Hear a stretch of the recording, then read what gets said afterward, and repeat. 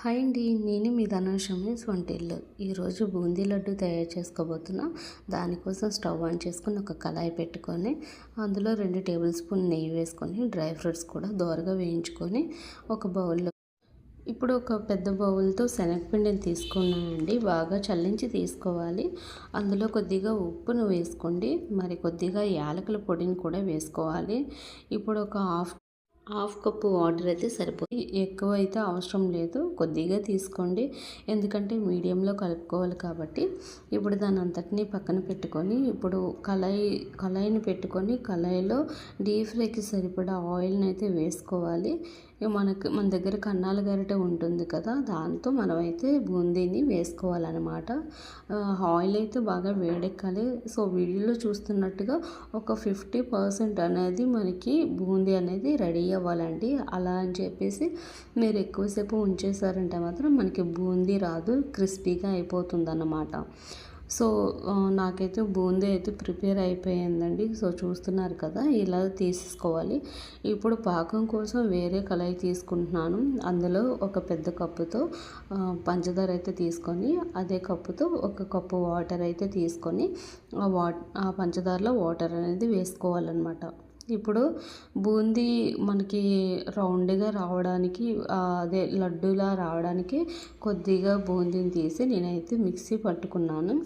ఇప్పుడు పాకంలో ఒక 2 టేబుల్ స్పూన్ వరకు నేనైతే నెయ్యి వేసుకున్నాను. నెయ్యి వేయటం వల్ల ఏమవుతుందంటే స్మెల్తో కాకుండా తర్వాత బూందీ కూడా బాగా వస్తుందన్నమాట.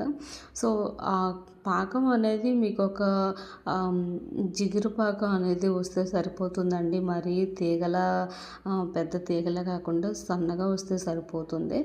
ఇప్పుడు అందులోనే పాకంలో బూందీ వేసుకున్నాను. ఇప్పుడు పాకంలో డ్రై ఫ్రూట్స్ కూడా వేసుకొని దీని అంతటినీ ముద్దగా అయ్యేంత వరకు మనం కలుపుకోవాలండి. సో చూస్తున్నారు కదా, వీడియోలో చూస్తున్నట్లుగా ముద్దగా అవ్వాలన్నమాట.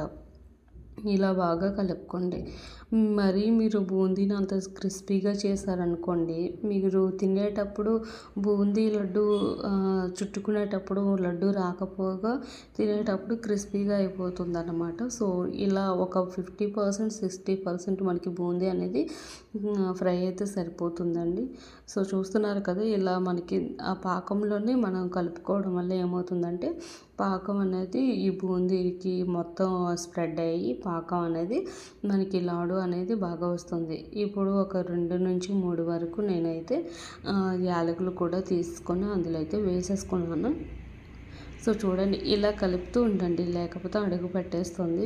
నేనైతే మీడియం ఫ్లేమ్లో పెట్టుకోండి స్టవ్ అనేది. మరి హై ఫ్లేమ్లో పెట్టుకుంటే మాత్రం కిందది కూడా అడుగును మాడిపోతుంది అనమాట. ఇప్పుడు స్టవ్ ఆన్ చేసుకొని నాకైతే ముద్దగా అయిపోయింది. నాకైతే బూందీ లాడ అనేది రెడీ అయిపోతుందని చెప్పేసి నేనైతే స్టవ్ అయితే ఆఫ్ చేసేసుకున్నాను. దాని మీద కొద్దిగా చల్లారనివ్వండి. ఎందుకంటే లాడు అనేది మనం చేతితో చుట్టుకోవాలి కాబట్టి వెంటనే చుట్టుకుంటే మనకి చేతి అనేది కాలిపోతుంది.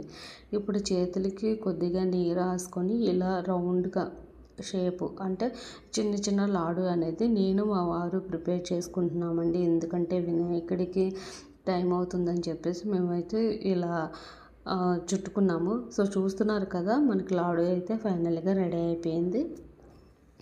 ఇలా మీరు కొలతలతో తీసుకున్నట్లయితే లాడు అనేది చాలా క్రిస్పీగా చాలా టేస్టీగా వస్తుందండి.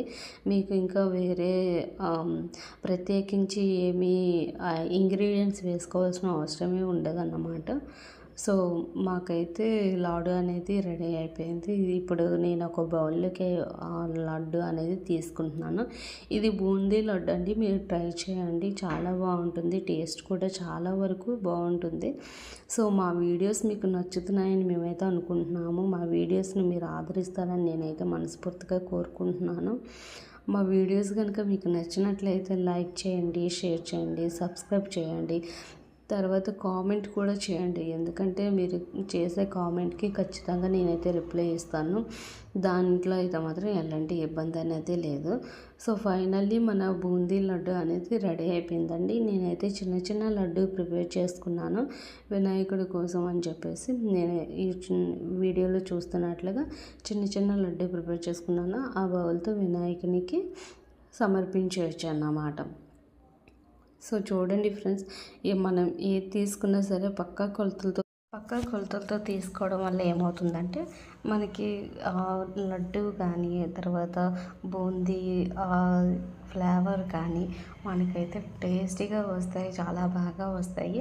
మనం ప్రత్యేకించి ఇంకా ఏమీ యూస్ చేయాల్సిన అవసరం లేదు. కొంతమంది కుంకుమ పువ్వు కూడా వేసుకుంటారండి. మాకైతే అది అవైలబుల్గా లేదని చెప్పేసి నేనైతే వేసుకోలేదు. సో మీ దగ్గర ఒకవేళ ఉన్నట్లయితే కుంకుమ పువ్వు కూడా యాడ్ చేసుకోండి. దానివల్ల ఇంకా ఫ్లేవర్ అనేది ఇంకా టేస్టీగా ఉంటుంది. సో ఫ్రెండ్స్, మా వీడియోస్ మీకు నచ్చుతున్నాయని నేనైతే అనుకుంటున్నాను. Please, thank you, love you.